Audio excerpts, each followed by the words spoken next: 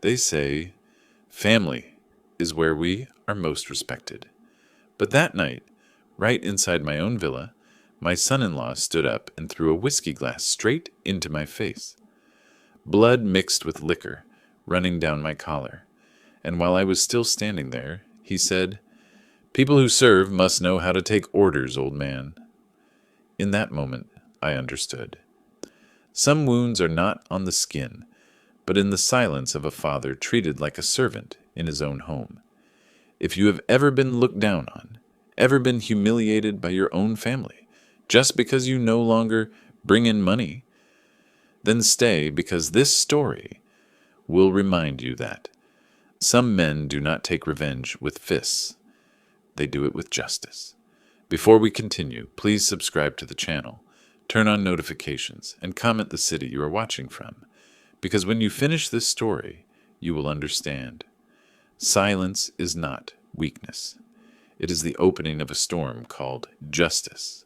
People say, war only happens where there are guns. But that night, in the lakeside villa at Lakehurst, I realized sometimes it begins right at the dinner table. The yellow light fell across the oak dining table, reflecting on the framed photographs along the hall. Fallujah, Mosul, Kabul, the pictures I took more than 20 years ago, places where light and truth had the same price. Human lives. I, Robert Ellison, 70 years old, a former war photographer, now live in seclusion in the house Margaret left me, together with my only daughter, Samantha, and her husband, Tyler Monroe. I had lived alone in Lakehurst for 3 years after Margaret passed, until my daughter asked to stay temporarily. I let them stay for 8 months. "Only until Tyler finds a new job," Samantha said. "He just needs to rest after being fired from his old company." I agreed, out of love for Samantha, and because of Margaret's last words. When your child needs help, open the door, even if just a crack. But I did not expect that the door would let contempt in. That night, the wind from the lake blew through the windows, bringing the smell of cold water and damp wood. Tyler sat opposite me, his tie loosened, shirt collar open, his face flushed from drink. In front of him was a nearly empty bottle of Glenlivet, the gift I bought from Scotland many years ago, now in the hands of someone who did not appreciate its value. Samantha tried to keep the mood light. She talked about renovating, about friends in Chicago, about the weather turning cold. But Tyler was not listening. Every time she spoke, he sipped his drink, as if punishing her for being optimistic. "I don't understand how you can call this retirement," he suddenly said, his voice slurred. "You take photos, right? You didn't save anyone. Sitting behind a lens, safe, then coming home to tell heroic stories. Sounds nice," Samantha said quietly. "Tyler, don't—" I did not answer at once. 30 years in war taught me that silence is often stronger than any retort. I only put my hand on the table, feeling the grain of the wood beneath my fingertips, as if checking the heartbeat of this house. "I used to think," he continued, pouring more wine, "being a journalist must be easy. Just press a button while others bleed. Very noble." I looked up at him. "You're right. Others bled. And I witnessed. Witnessed, or hid behind a camera." He sneered. The room fell silent. Only the wind and the ticking clock. I saw my daughter's eyes fill with tears, a look of shame and fear. I breathed in. "War never ends, Tyler. It only changes scenery. A man who does not know how to respect anyone. Wherever he is the loser." Samantha squeezed his hand. "He's drunk, Dad. Let me—" But Tyler jerked his hand away from her, his voice rising. "Drunk? I'm not drunk. I'm just tired of your lecturing. You think you're still in Baghdad? This is my house now. I'm paying the bills. I'm taking care of your daughter, not you." I looked at him steadily, my voice flat as the lake.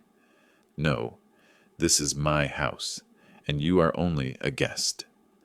That one sentence, and the air seemed to break. Tyler stood up so fast the chair scraped the floor. He raised his glass, the liquor shimmering. "Then you pour, Mr. Photographer. Prove you're still useful." I did not move. "The bottle is behind you, Tyler. If you want more, pour it yourself." He laughed, a strange, drawn, distorted laugh. "Pour it myself? This old man has forgotten his role. Servants must serve." Samantha screamed, "Enough, Tyler!" But it was too late. The glass flew. I only saw the crystal flash in the air, the same precise glint as a bullet in sunlight. It flew straight at my face, a shattering clang. Then the cold and the smell of liquor. The pain did not make me fall. I only stepped back half a step, my hand to my temple. Blood flowed, bright red. He stood there, stunned, as if he could not believe his own action. Samantha lunged forward, pushing her husband away. He staggered, hit the chair, and liquor spilled across the floor. "Get out," I said, my voice hoarse. "Now." He did not answer, but his eyes were bloodshot, and I saw in them the same look I had seen in Ramadi, the gaze of someone who had just crossed his own line. Samantha pulled him up the stairs, crying and repeating, "I'm sorry, Dad. I'm sorry, Dad." When the bedroom door closed, the house sank into silence. Only me, the smell of liquor, and the light reflecting on a small trickle of blood down my wrist. I went to the dark room at the end of the hall. The chemical smell mixed with damp wood, that familiar scent of a lifetime's work. I switched on the red light and looked in the mirror. The cut was not deep, but nearly 2 inches long, running from my temple down my cheek. I looked straight into the mirror and saw my eyes. Not angry, not in pain. Only absolute clarity, like capturing a perfect photograph. Beside the mirror, the Leica M6 camera still sat on the shelf, untouched for many years. I picked it up and wiped a thin layer of dust with my sleeve. The cold metal in my palm, the red light reflecting in the lens. I raised the camera and took one shot. "I used to photograph war so the world could see the truth," I whispered. "This time, I will photograph for myself." The click sounded dry and precise. A new image began to be recorded. Not in some distant land, but right inside my own house. And this time, nobody has to die. But someone will lose everything. Night at Lakehurst fell very quickly. From the kitchen window, the lake was only a strip of dark ink, occasionally rippling a silver line when the wind passed. In the dark room at the end of the hall, I switched on the red lamp. That red halo always calmed me. It knows how to temper the truth, never exposing everything at once, but allowing a person to prepare, like the eyes gradually getting used to the dark. I cleaned the cut with saline and taped a medical strip over my temple. The bleeding stopped. The sting thinned.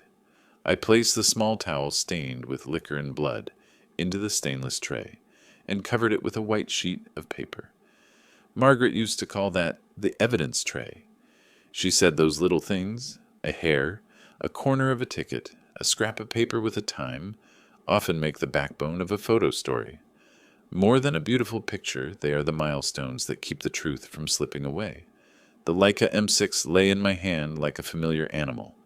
I drew the blackout curtains tighter, turned on the photo enlarger, and checked the chemical trays. Developer, stop bath, fixer. The drip of water into the sink went tick, tick, tick, blending with the very faint rumble of the heater in the living room. I could still hear the sound of glass breaking somewhere in the fresh memory, Samantha's sharp breathing, Tyler's harsh laugh like metal scraping ceramic. But here, under the red lamp, all those noises slowly became a slow, ordered rhythm. I hung the towel embroidered with Margaret's name on a hook. Having lived through violent zones my whole life, I always kept one taboo: never let blood touch a photograph. Yet tonight, Margaret's embroidered towel, the wedding gift from 1984, caught a streak of liquor and my blood. From one angle, the war had sneaked into the house by the least expected route. An insult, a demand for servitude, a glass hurled through the space of respect. I placed the Leica on the shelf, opened a drawer, and took out the worn leather notebook. The newest page was dated March 2nd, 11:00 p.m. I wrote, "Broken glass, blood, no provocation. Temple laceration is 2 inches. Witness, Samantha. Perpetrator, Tyler Price.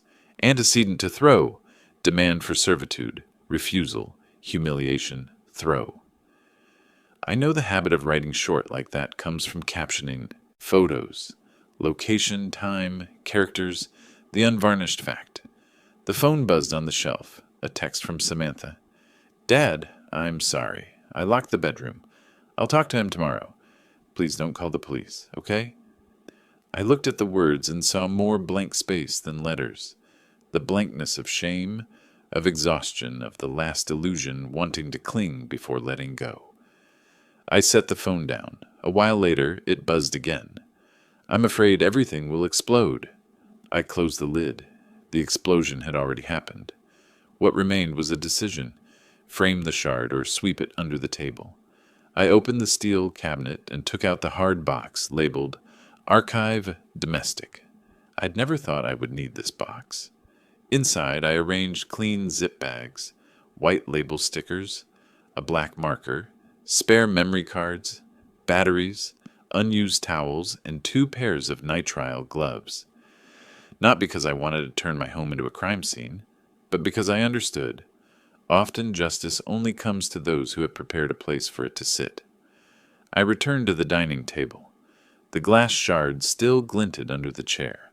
I put on gloves, used tweezers to pick up each piece, and put them into a large zip bag, labeled Dining Room Glass, 10:59 p.m. to 11:01 p.m. I shot 2 wide photos, the wooden floor with a light brown liquor stain, the toppled chair, and the remaining bottle down to a finger's height. I tilted the angle 10 degrees and shot a close-up of the spreading stain. I switched from the 50mm lens to the 35mm lens to get a wider frame for the chandelier context. Click, click. Each shutter's soft rasp eased the pounding in my head. The energy of the pain flowed into discipline, adjusting ISO, metering, compressing my breath. From the stairs, a dim light slanted down, no sound. I knew Samantha was sitting on the edge of the bed, knees hugged like when she was a child, in fear. As for Tyler, he had probably rolled over and slept. People drunk on empty power sleep quickly. They believe tomorrow everything will be fine. They rely on others' worn memory. I was not angry. I remembered a night in Sarajevo when I photographed 3 men standing in the rain, barehanded, blocking a truck of refugees. When I raised the camera, one of them said, "Don't photograph me, I'm ashamed." I still shot, but afterward I put the camera down and handed him a thin towel. He pulled it over his head and cried unseen. The next morning, that photo ran on the front page. It was not beautiful in an artistic sense, but it made viewers unable to look away. Tonight, I would not allow myself to look away. Not from my pain, rather from the truth of this house. Back in the dark room, I developed the 2 prints from the security camera. Frames across the table edge, Tyler's arm swinging out, the glass arcing past the light, my face lifting. There is no sound. Photos are always mute, but here their silence was more credible than any shouted excuse. I immersed the paper in Developer and shook the tray in an 8 count. The image emerged, the dark mass of the floor, the flash of the glass, the soft gray of the cheekbone. I annotated beneath the print, Dining, Arc, frame 14, 11 o'clock p.m. and 58 seconds. I opened the computer and created a new folder, /Ellison/legal/case, TP0322. I copied all the video from the camera system and backed it up to a portable hard drive. Maya Cortez, civil attorney in Detroit, who had once helped Margaret with copyright cases in her later years, had kept in touch with me since. She specializes in domestic abuse cases and has an emergency hotline for elderly abuse. I sent her a secure link to the data and wrote, "Emergency. Evidence archived. Call at 7 a.m. Need temporary restraining order guidance." I used to type abbreviations like ETA, FOB, and RPG on assignments. They mean different things now, but the feeling of pressing each letter was the same. Very sober. 3:18 a.m. I made black coffee and poured it into a thermos. I did not drink it. I just set it there so the scent would spread. Coffee and photochemicals, the appropriate smells for a sleepless night. I walked the hall and stopped at the photo of Margaret with her hand on my shoulder from a trip to Peru. She did not like being photographed. The rare time she was in a frame was when I had just returned from Mosul, my hand still shaking. She said, "Take the picture, so that later, when your hand is steady, you will remember whose hand held it." I touched the glass and withdrew my hand for fear of leaving a print. I opened the back door and stepped onto the porch. The lake's breath was cold and stung the wound.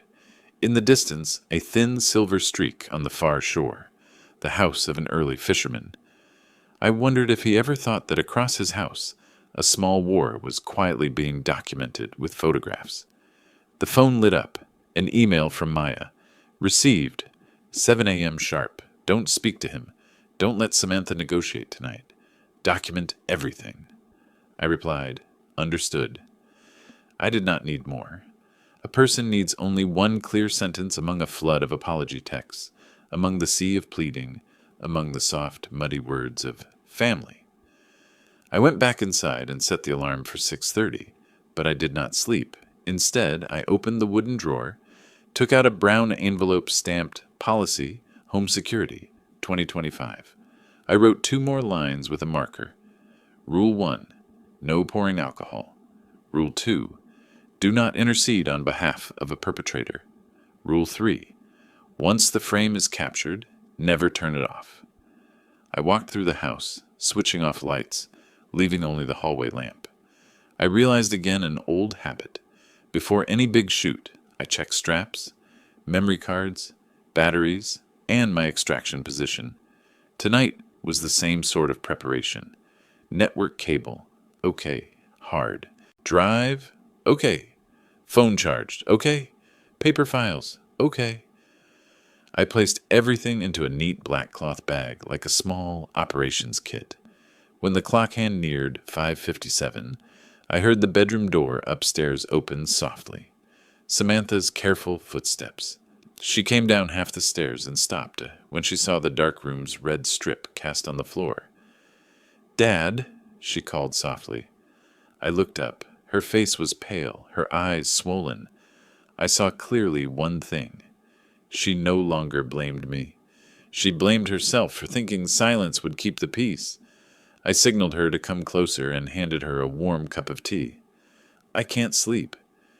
"Dad, please don't call the police. Please." Her voice wavered. "He'll be different in the morning." "Daughter," I said slowly, as I used to say to young soldiers whose hands trembled before crossing a line, "mornings are never different when we pretend we didn't see the night. Great wars do not suddenly erupt. They begin like this, a small humiliation forgiven, then a slap, then a glass." She bit her lip, her hands gripping the cup until they whitened. I put my hand over hers. "I'm not calling the police for revenge. I call so that right has a chance to do its work. And so you will have a place where respect is law, not a favor."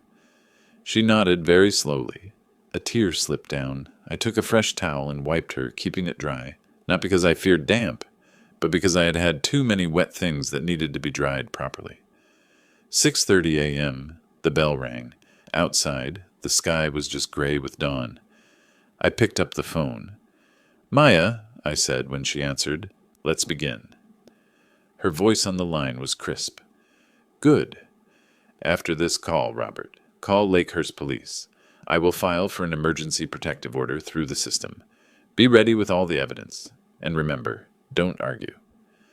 I hung up, looked out the window. The lake had a thin silver line like a thread sewing the edge of the sky. Somewhere a diving bird broke the surface, making concentric circles that spread outward. The scene was peaceful enough to make one think everything was a dream. But in my cloth bag the prints were dry, the files were backed up to the cloud, and the shards lay still. Truth does not dream. It only waits to be lit. I took a long breath. "All right," I told myself, my voice like the sound of the film strip being pulled in a projector room. "End of scene 1." And I dialed 911. Dawn spread across Lakehurst like a silver-developed photograph. Mist draped the pine trees in the first light of day. Young, cold, and clear slipped through the cracks of the curtains. Inside the villa, I sat before the oak table. Every document was ready. Hard drive, memory card, printed photos, the bag of glass shards, the journal and a USB copy sealed in an envelope. Beside it, the phone was on speaker, Maya Cortez's line still open. "Robert, can you hear me clearly?" "Clear," said. "When the police arrive, hand them the physical evidence and give them the digital copy. I've filed for a temporary protective order with all the assault documentation. Within 60 minutes, your case will appear in the Lakehurst County system." Maya's voice was firm, low, steady like a night newscaster. It calmed me. She was not one to waste words, only spoke when necessary, and when she did, she was never wrong. A knock sounded, 3 firm raps. I looked at the clock, 7:31 a.m., right on time. I opened the door. 2 officers stood on the porch, 1 man, 1 woman. The man tall with light brown hair, around 35. His badge read, Grant. The young woman, blonde hair tied back, was named Miles. Both wore Lakehurst police uniforms marked Domestic Response Unit. "Mr. Ellison?" Grant asked. "Yes." "I'm Officer Grant. This is Officer Miles. We're responding to a domestic assault reported last night." "I've been in contact with attorney Maya Cortez in Detroit. She sent the files, right?" He nodded. "Confirmed. We just need to collect the evidence on site and take your statement." I let them in. The air still smelled faintly of diluted whiskey, damp wood, and the coffee I'd just brewed. In the morning light, the dining room looked like it had weathered a storm. Chairs askew, floor streaked with brown liquor stains, a few shards of glass reflecting light like unhealed wounds. "Where is he?" Grant asked. "Upstairs, east room," I said. "Still asleep. After throwing the glass at me, my daughter pulled him upstairs and locked the door. I haven't touched anything since." Grant motioned for Miles to guard the stairs, then turned back to me. "Good. Can you briefly recount the event?" I nodded. Every sentence I spoke was recorded on his handheld recorder. I told him the time, the action, the words, the table's corner, where I stood, the throw, the cut. I added nothing, removed nothing. Each detail fell into place, like the photos I had already developed in my mind. When I finished, Grant asked, "Do you have visual evidence?" I placed the envelope on the table. "I have security footage and 2 printed stills." He opened it. When he saw the frame of Tyler throwing the glass, the ceiling light glinting across his face, Grant frowned slightly. "That's very clear," he said. "Sharp enough for publication." "I used to shoot for Reuters," I said flatly. He glanced at me as if just realizing. "Ah, right. Ellison, I saw your work in the college media class. The photo, Man Under Fire, Fallujah, 2004. I gave a small nod, said nothing. The war years no longer filled me with pride. Now I only wanted justice in my own home. Officer Miles called down from the stairs. "Ms. Samantha Ellison confirms she heard the throw, the glass breaking, and saw her father injured, sir." Grant nodded. "Good. Noted as primary witness." I pointed to the bandage on my temple. "I treated it myself. I have photos of the wound from this morning, if needed."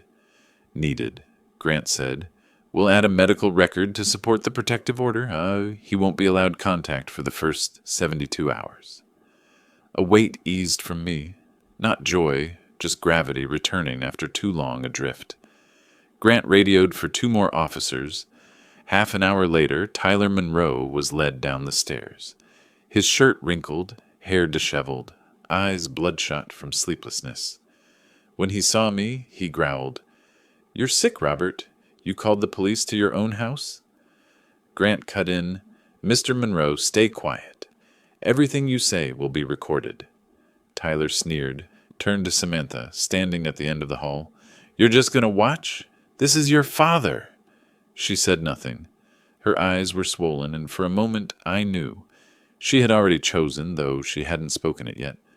When Grant read him his rights, I didn't look at Tyler. I looked at the photo on the wall. War-torn Mosul, a soldier dropping his rifle, hands raised, smoke everywhere. I remembered thinking then, this is the moment a man learns that power is only an illusion. The cuffs clicked. The metal sound was soft, but final. Tyler was led toward the door. Sunlight hit his face, making him squint. "We'll take him to Lakehurst Station," Grant said. "He'll be held pending an order. Would you like to file a formal complaint now?" "I would," I said, "and I want my daughter safe." "She will be. I've already notified the judge's office for signature." Grant signed the report. Miles sealed the evidence bags I provided, labeled with case codes. When they left, the house fell silent again. Only Samantha and I remained. She came closer, her voice trembling. "Dad, I'm sorry." I shook my head. "There's nothing to be sorry for. You saw what needed to be seen." "I'm scared people will find out. The neighbors, my friends." "Truth doesn't harm people, Samantha. Silence does." I went to the desk and opened the laptop. In the inbox, a new email from Maya. From Maya Cortez. Subject: Protective order. Filed and approved. Body: Robert, the court signed. You are granted a 72-hour temporary protection order. I'll arrive in Lakehurst this afternoon. Don't talk to the media. All statements through me. I read it and leaned back. Through the window, the lake was bright white now, the ripples sparkling like film developing under daylight. I remembered my days in Syria. Every time I filed photos, I felt the same lightness, not from victory, but because something right had been recorded before darkness could swallow it. Samantha still stood nearby, whispering, "Dad, I'm afraid he'll hate us." I said, "Maybe. But if the truth makes someone hate, it means they never knew love." She was silent, then nodded. 9:45 a.m., a video call came from Maya. Her face appeared, short black hair, sharp eyes, wood-paneled office behind her. "Robert, I've reviewed the photos and footage. It's crystal clear. I've sent copies to county police and the district attorney. You need rest. I'll be there before 6 p.m.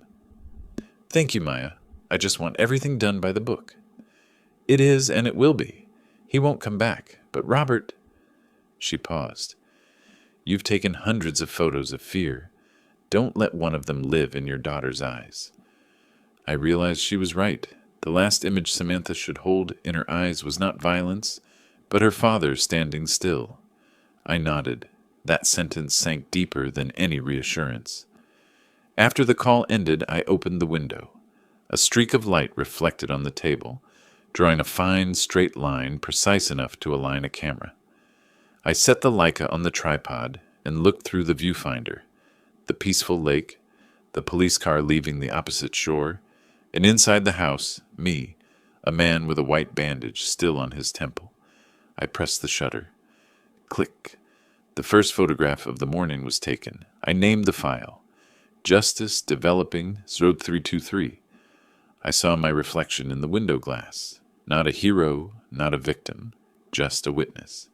And that was what I had chosen to be all my life. The next morning, Lakehurst was so still it could mirror the entire sky. The first light streamed through the study window, painting pale streaks across the wall. But something in the air had changed. No scent of liquor, no human breath, only pine, coffee, and the damp fragrance of photographic paper. The house seemed to breathe again, slow and light. I poured coffee into a ceramic mug and slowly lifted the Leica camera from the desk. The lens had a faint smudge, my fingerprint from last night. I wiped it clean, then set it down exactly 4 inches from the table's edge, as I had for years. Behind me, Samantha stepped out of her room, wearing a light coat, her hair tied up. She stood for a few seconds on the stair landing, watching me, then said softly, "I'm meeting Maya at the temporary office. Do you need anything, Dad?" I shook my head. "Just come home safe." She nodded and left. When the door closed, the sound hung in the house like a quiet period at the end of a long sentence. I looked out the window.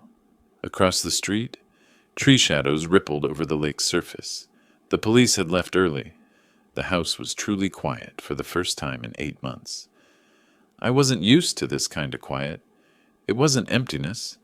It was the silence after a battlefield when the gunfire stops, but smoke still drifts in your head. I sat down, set my mug beside the stack of drawing prints, and studied each one carefully. In the developing tray, the photo from last night emerged clearly. A still scene. The dining table, warm yellow light, the toppled chair, the shards of glass. No blood, no people, only the traces of a storm that had passed. But what made me pause was the corner of the frame, my reflection in the broken glass, distorted, half-lit, half-dark. I held the print up to the sunlight, and in that moment realized that silence itself was the only answer left. Near noon, the phone rang. Maya Cortez called from the temporary office in downtown Lakehurst. "Robert, I just spoke with Officer Grant. They've detained Tyler Monroe, submitted the preliminary report and the on-site record. The first court appearance will be the pre-trial hearing, likely within 5 days." "Understood. The 72-hour no-contact order is active. You and your daughter are protected. After that, I'll file for a long-term protective order." I was quiet for a moment, then asked, "Did they mention a defense?" "Not yet, but he'll claim intoxication, loss of control. They always do. But your footage is strong. You did well." I exhaled softly. "Maya, I don't feel good about any of this." "No one feels good when justice works, Robert. They just feel heavy. But heavy doesn't mean wrong." After the call, I stepped onto the porch. The wind carried the lake's cold moisture. The faint sound of a paddle echoed from afar, small, steady, rhythmic, like a recovering heartbeat. I looked at my hands. A faint smear of dried blood clung to my knuckles. I rinsed them under the outdoor tap. The blood washed away, leaving skin wrinkled, sun-worn, hands that had held a camera for 30 years, hands that once clicked the shutter amid gunfire. On the porch, I set up the tripod again and placed the Leica on top, not to shoot, only to look. Through the lens, the world became smaller, more composed, more peaceful. I remembered Baghdad. After every explosion, I took photos of the ruins, then one of silence. I used to tell colleagues, without silence, no one can understand noise. As dusk fell, Maya arrived carrying a thick folder labeled Lakehurst v. Monroe. She set it on the table and said softly, "This is everything. Incident report, witness statements, medical file, and camera record. I need your signature on each page." I signed, each stroke slow and deliberate. Maya watched, her eyes mixing professionalism with quiet sympathy. "When I lost Margaret," I said, "I thought the worst pain was losing the one I loved. But now I know worse pain, watching your child stand between justice and family." Maya was silent for a few seconds, then replied, "And you still chose justice?" "No, I only chose truth." Her gaze softened. "Same thing, Robert." After she left, I opened the wooden cabinet and took out the box of old film rolls. Inside was one I had never developed, dated June 2008, Kandahar. I loaded it into the small projector. White light flickered onto the wall, slowly forming images, soldiers' faces, dust, and a hand reaching out of frame, trembling in the sand. I remembered every second of it. Someone had asked me then, "What do you think justice is?" And I'd answered, "It's when someone dares to look at the truth, even when it hurts their eyes." I switched off the projector. The light snapped out, and the room sank back into darkness. Only the wooden clock ticked steadily, unhurried. I realized some silences don't need to be filled with words. They only need to be kept, like a frame still developing. That night, Samantha returned. She said nothing, just sat across from me, opened her laptop, and started working. The tapping of keys was steady, rhythmic, the sound of life resuming. After a while, she looked up. Dad, if I want to stand with you in court, Maya said I need to write my own statement, right? If you choose to. But don't write from emotion. Write from truth. She nodded and said quietly, I just want the truth to be seen. I smiled. You sound exactly like your mother. Around 11, when she was asleep, I stepped onto the porch. The lake was still, reflecting a faint moon. I placed the camera on the railing and opened the shutter. I wasn't photographing people or houses, just water and moonlight. The exposure lasted 10 minutes, long enough to capture each ripple. In the dark, I remembered something Margaret once said. When people stop speaking, the light will speak for them. I smiled faintly and whispered, I'm letting it speak now, Maggie. Far away, an owl called once, then vanished. I pressed the button to end the exposure. The image appeared slowly on the screen, the lake pale and luminous, the moonlight stretching across it like a bright scar. I titled the file, Silence in Frame '04. Tomorrow morning I would send it to Maya, not as evidence, but so she'd understand. Sometimes justice begins with a silent frame. 2 days after the police left, Lakehurst was no longer as quiet as before. Rumors always travel faster than truth, and this time they carried my name. On Tuesday morning, when I stepped out of the small grocery store on Belmont Street, the young cashier, Erica, the one who used to call me Mr. Ellison, the photographer, avoided my eyes, placed the receipt on the counter, and murmured, I heard what happened. I hope you're okay. I nodded softly, thanked her, and walked out. Outside, 2 middle-aged men were talking just loud enough for a passerby to hear. He hit his drunk son-in-law back. Don't believe everything the papers say.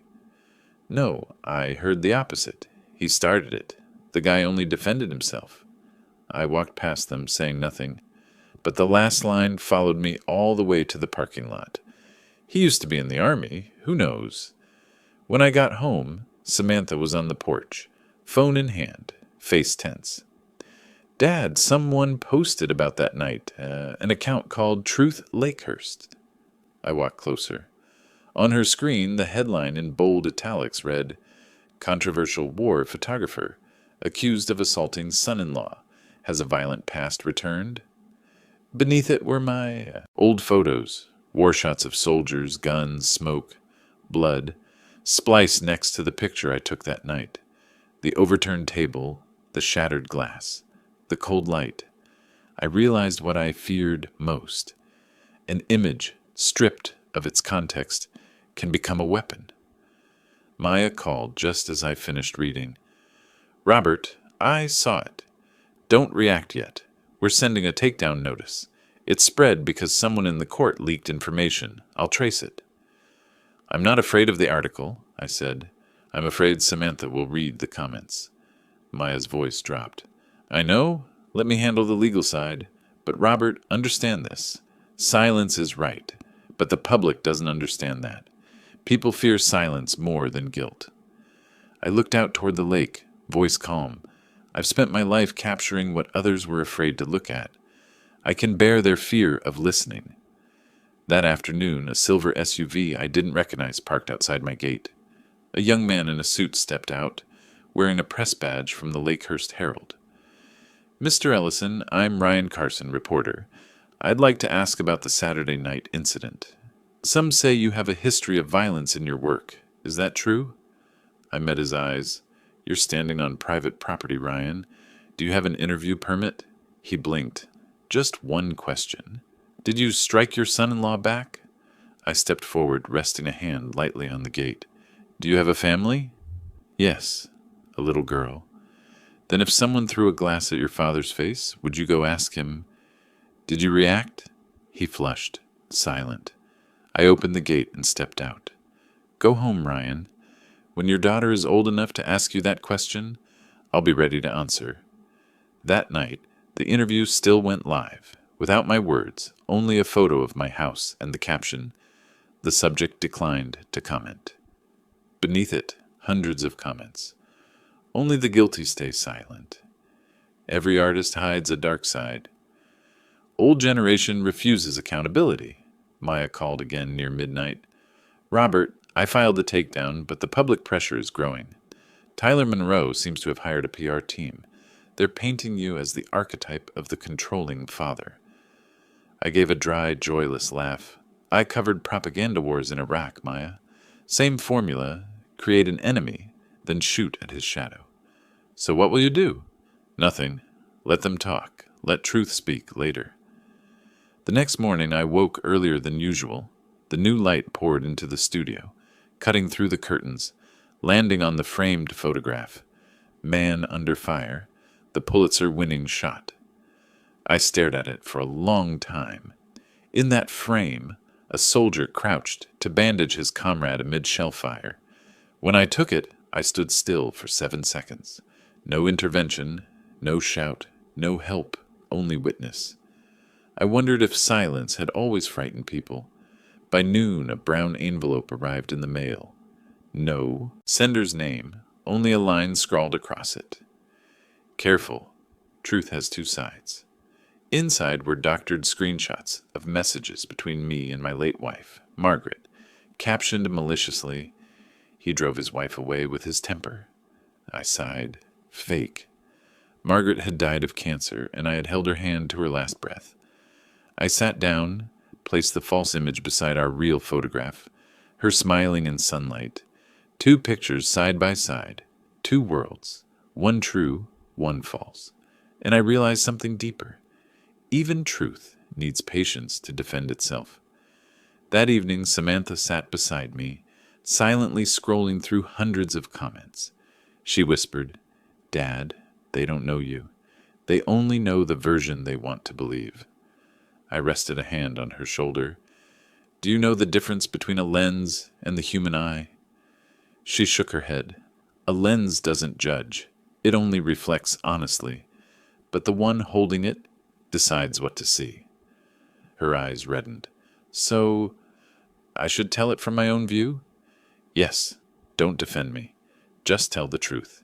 The simpler it is, the heavier it lands." That night, after she went upstairs, I opened my camera and reloaded every raw photo from the night of the incident. I printed 12 frames, each a fragment of time: the dining table, the fallen chair, the shattered glass, the light hitting a bloodstain on the floor, and finally an empty frame. No people, only sunlight reflected on the hardwood. I laid them in a line on the table, labeled them: 1. Evidence of violence. 2. Evidence of silence. 3. Evidence of truth. I called Maya. "I'll send you a photo set, not to defend myself, but to prove that truth doesn't lie." Maya's voice softened with a hint of a smile. "Robert, are you preparing for the hearing?" "I'm preparing for the light to face the public." Outside, wind rippled the lake, forming small concentric waves. Across the water, a neighbor's light trembled on the surface, distorted but still shining. I told myself, to let justice win, first you must let them believe you've lost. And as I closed the darkroom door, I knew that tonight, darkness was not the enemy. It was only the backdrop that made the light return stronger.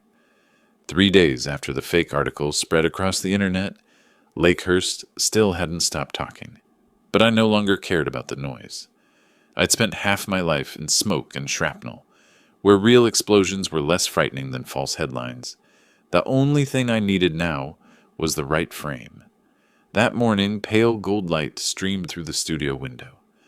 I opened every curtain, letting the room fill with the clarity I had avoided for days. On the table, the 12 photographs I had printed earlier were neatly arranged in sequence. In the center, I placed a blank sheet of paper and wrote in black ink, "Every truth has its own path to be seen." The phone rang. It was Maya Cortez. "Robert, I just got the notice. The hearing is set for Friday morning, 9 o'clock, at Lakehurst County Court. I filed a motion to present photographic evidence. The court approved it." I smiled faintly. "Then it's time to let truth reveal itself." "I knew you'd say that," Maya replied. "But remember, though you're a photographer, the courtroom isn't a gallery. Speak less. Let the images speak more." "I'll say only one line, Maya. A lens doesn't know how to lie." After hanging up, I returned to the studio. On the wall, Man Under Fire still hung in its place.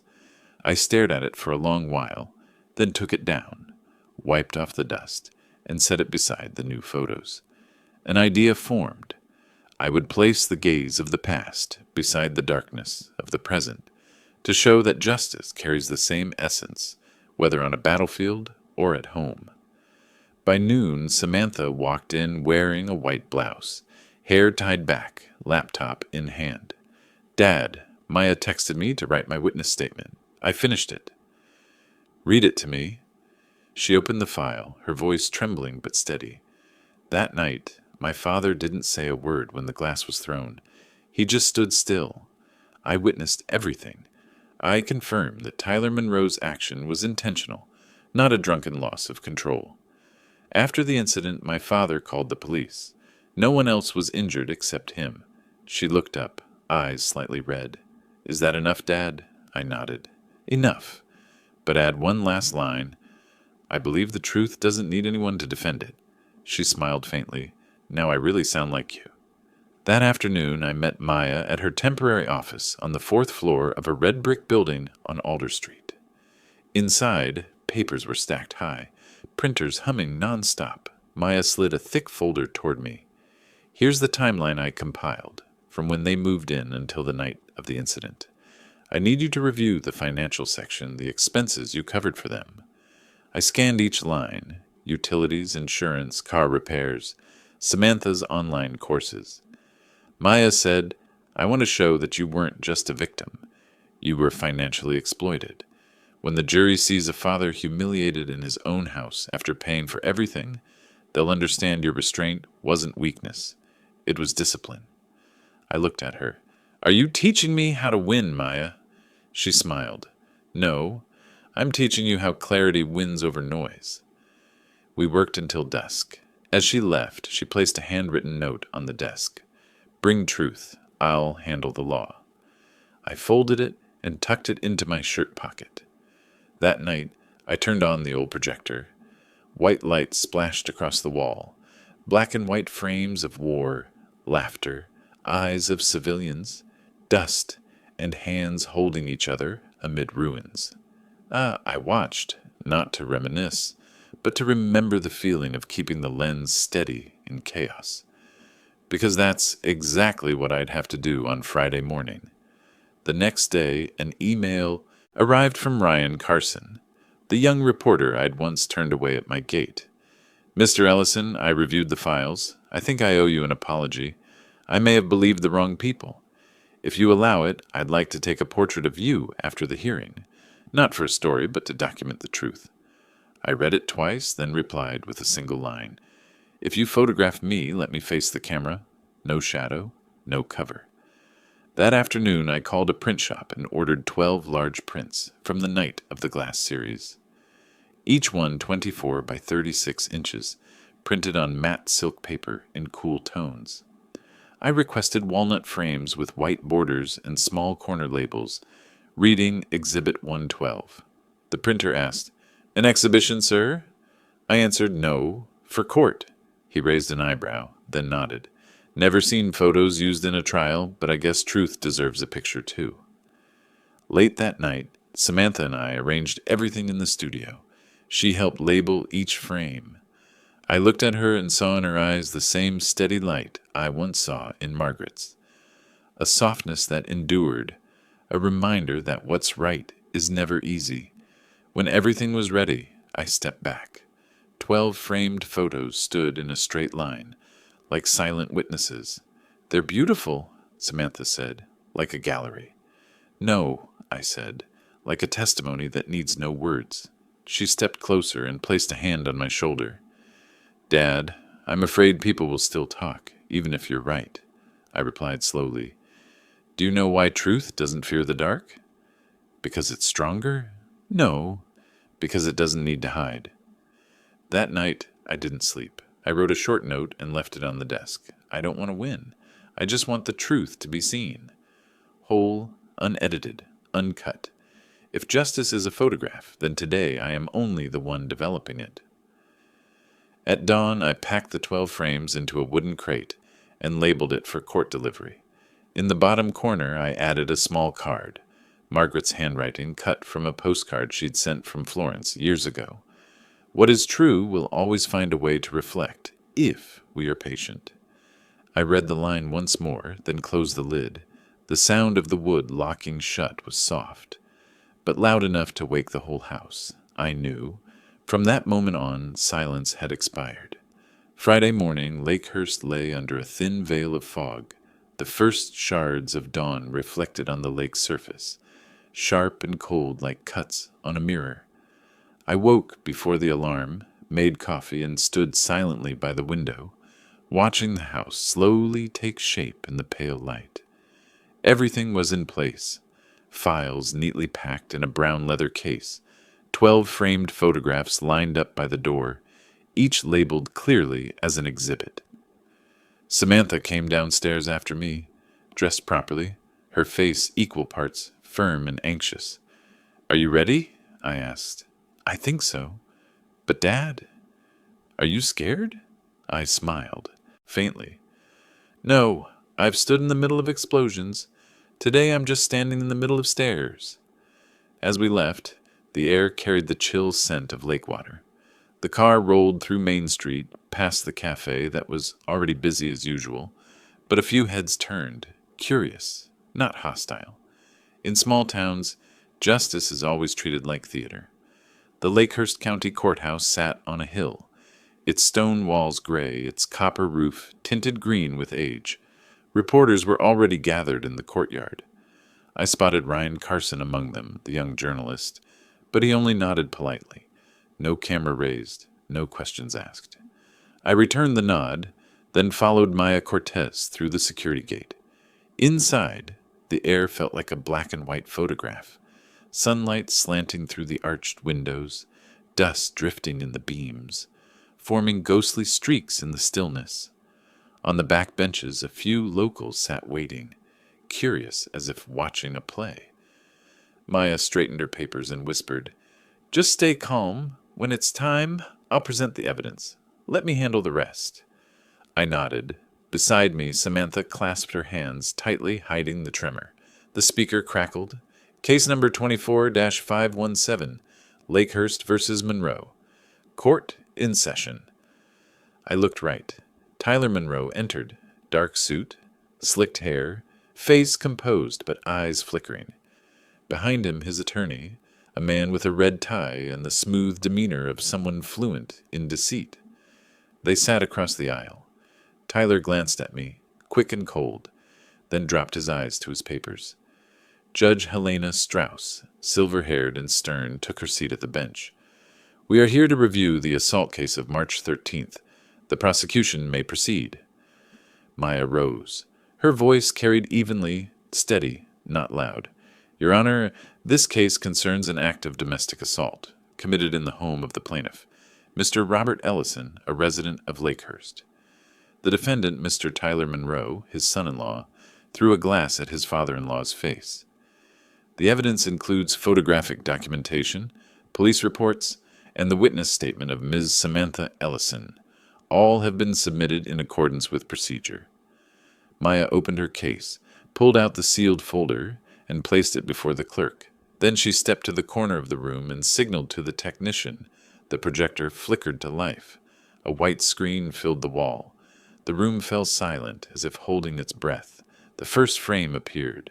The overturned table, the tilted chair, shards of glass glinting under the chandelier. The second, a faint blood smear across the wooden floor. The third, the broken glass, fragments still clinging to the table's edge. And the last, an empty frame, sunlight cutting across the window, striking the exact spot where a father had once stood. I sat still. Inside, my heartbeat felt familiar, not fear, but memory. The same pulse I'd felt behind the camera. In war, zones, not to preserve pain, but to prove it existed. Maya turned to the bench. "Your Honor, these images are not artistic works, but on-site documentation taken immediately after the incident, with timestamp metadata extracted from Mr. Ellison's Leica device. No edits, no post-processing. Each print has been notarized. The opposing attorney stood, his tone laced with mock civility. Your Honor, my client does not deny throwing the glass, but asserts it was an accident under intoxication. Mr. Ellison, a former war photographer, has a history of reactive behavior, which may have escalated at the situation. We suggest these photos were staged afterward. I lifted my head, meeting his eyes. Maya paused for a moment, then answered crisply, If you claim staging, then identify any element among these 12 images that defies physics, because I can call a forensic technician to confirm the glass trajectory and matching light angles. The judge tilted her head. Objection overruled. Evidence accepted. Samantha looked at me. I saw in her eyes a flicker of fear and resolve intertwined. She clenched her fists, nodded slightly. I took a deep breath. For the first time in 8 months, everything seemed aligned, not on my side, but on the side of order. Maya stepped forward for the closing statement. Your Honor, before we conclude, I request the court permit the plaintiff a brief statement. The judge nodded. I stood slowly, looking only at the blank wall where the final frame still lingered. For 30 years, I've photographed many things: wars, victims, human beings at the edge of themselves. But I never thought I'd have to photograph my own home as a crime scene. I have nothing to add except this. Truth doesn't need to be lifted. It only needs to be seen. I sat down. The room stayed utterly silent. Across the aisle, Tyler bowed his head low, but I saw his lips tighten, his hands curl, nails digging into skin. Something in him was close to breaking. Judge Strauss tapped her gavel. Court will recess for 15 minutes before proceeding with witness examination. The gavel struck wood, and in that instant I saw it clearly. Every story, however twisted, must eventually stand within the same frame, where truth and lies cannot coexist. As I stepped into the hallway, I heard someone whisper, He didn't have to shout. Everyone heard him anyway. Ryan Carson stood a few feet away, camera hanging at his chest, flash off. He raised a hand, asking for permission to take a shot. I nodded. Click. In that moment, I knew the lens of another had finally turned in the right direction. When the second strike of the gavel echoed, the courtroom slowly settled. People were still whispering, but softer now. I sat still, listening to the groan of wooden benches, the shuffle of the clerk's shoes across the stone floor, and the faint clicks of cameras outside the hallway.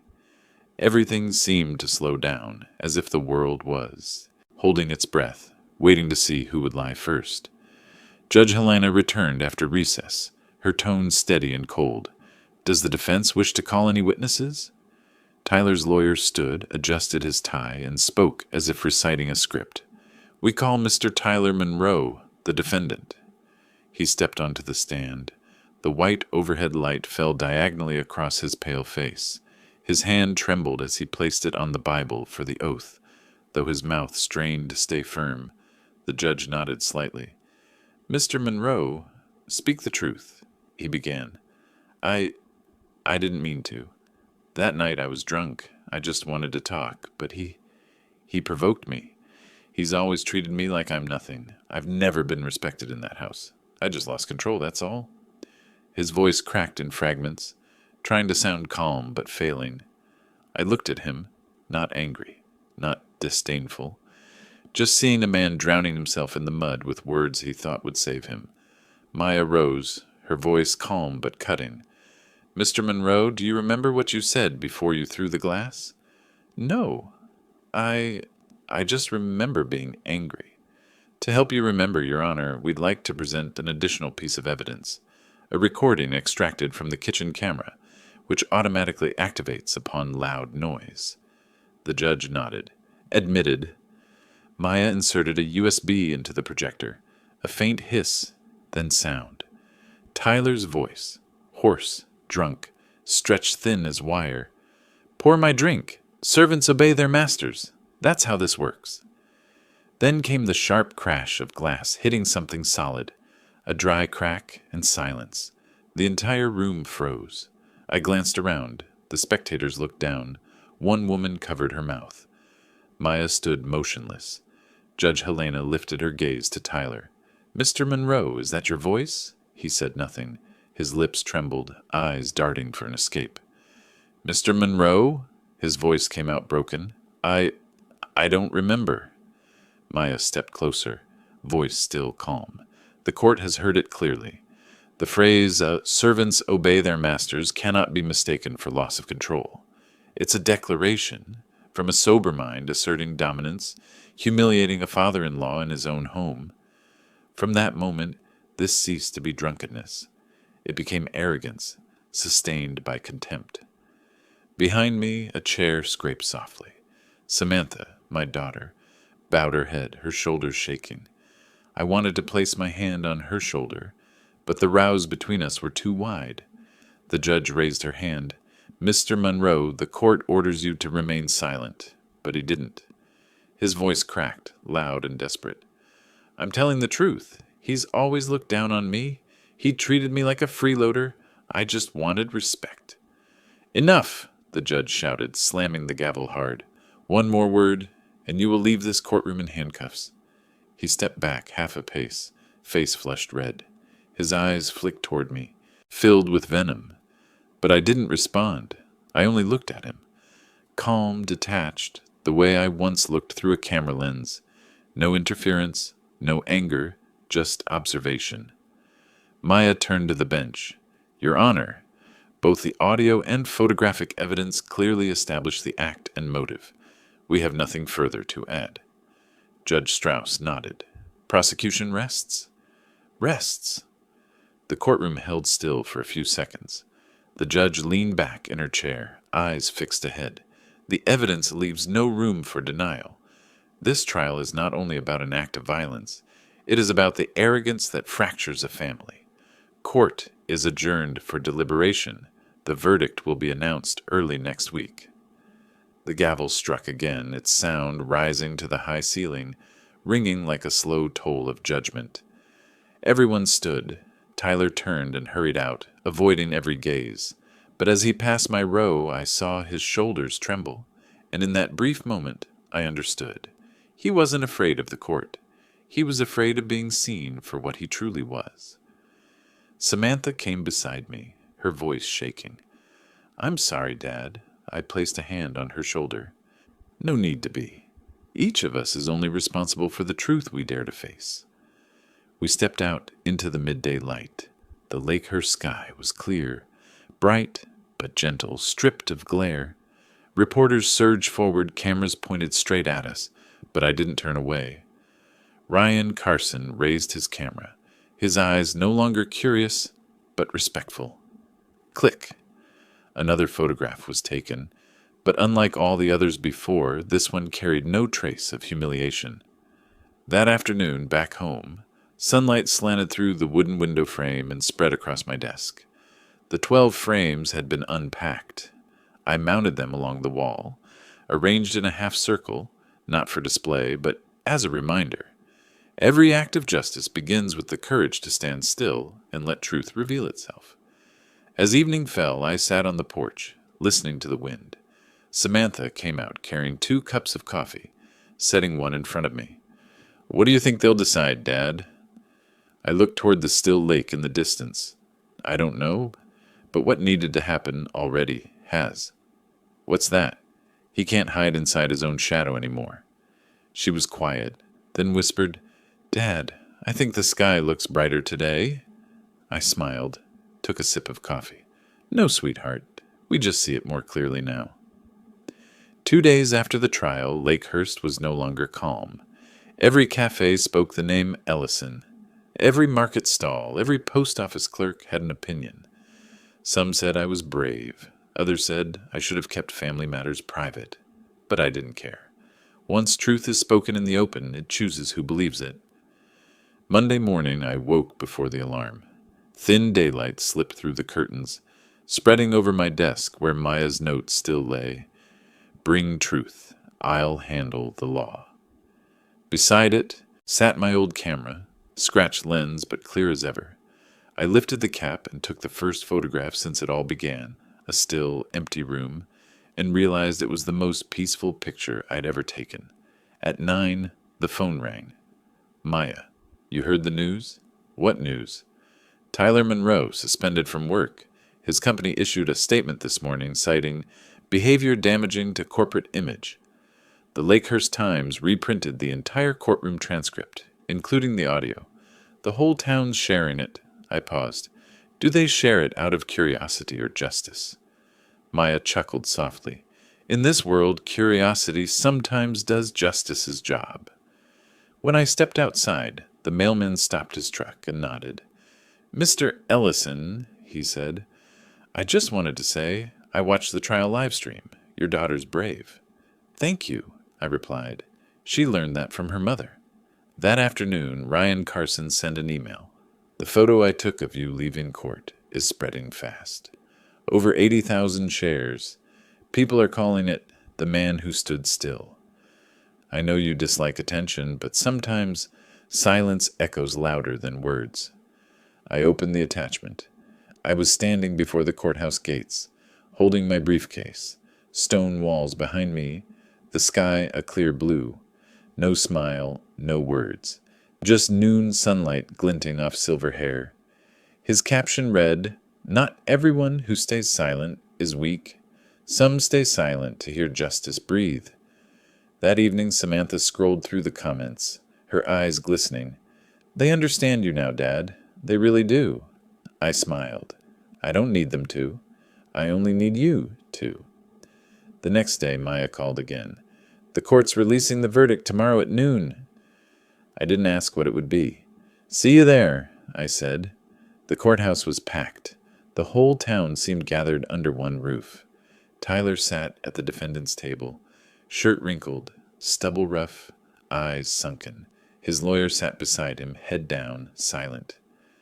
Judge Helena Strauss entered, voice firm. The court has reviewed all evidence, photographs, audio, witness testimony, and the defendant's own conduct. The conclusion, intentional physical assault. The defendant is found guilty of misdemeanor assault, sentenced to 6 months of probation, 200 hours of community service, and full restitution of medical expenses to the plaintiff. A murmur rippled through the room, then faded. Tyler didn't move. Helena paused, her eyes fixed on him. But the greater sentence is not in this judgment. It lies in the record. This file will remain public, so that all may see that honor, once shattered, cannot be repaired by apology. The gavel struck. The sound rang like a final shutter click. When I rose, sunlight from the window hit my face, bright, almost harsh, but warm. Samantha gripped my hand tightly. Dad, she whispered, it's over. I looked at her. She was trembling, but it was the tremble of relief. No, I said. It's only begun. That afternoon, Ryan waited outside the courthouse. He raised his camera. May I take another? Up to you. This time, I want both of you. Samantha blinked. Me? You're the rest of the story. People need to see that justice doesn't destroy families. It cleans out the rot. We stood on the courthouse steps.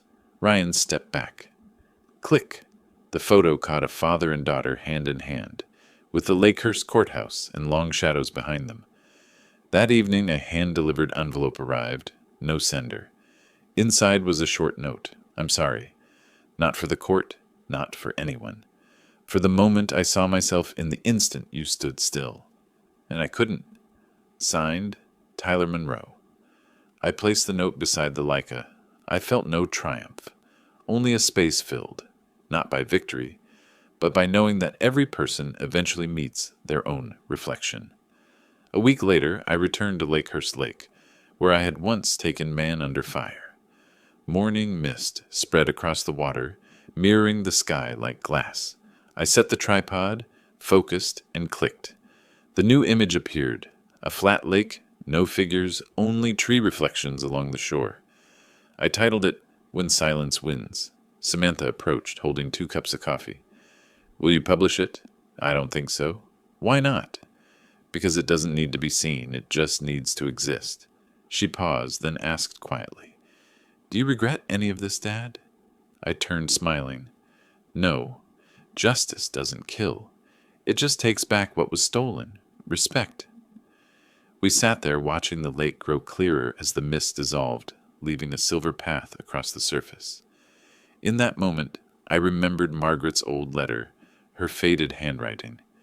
If one day people forget how to speak what's right, let your pictures say it for them. I understood then the truest clarity doesn't come from sunlight, but from the courage to stand still before truth. If this story touches you, subscribe to the channel, turn on notifications, and comment the city you're watching from. Because every week I'll share a true story of those who were humiliated, forgotten, but rose again, not for revenge, but to reclaim the light of justice. And when you share this video, you're not just sharing a story, you're sharing a reminder. In a noisy world, sometimes the most righteous act is simply to stand still.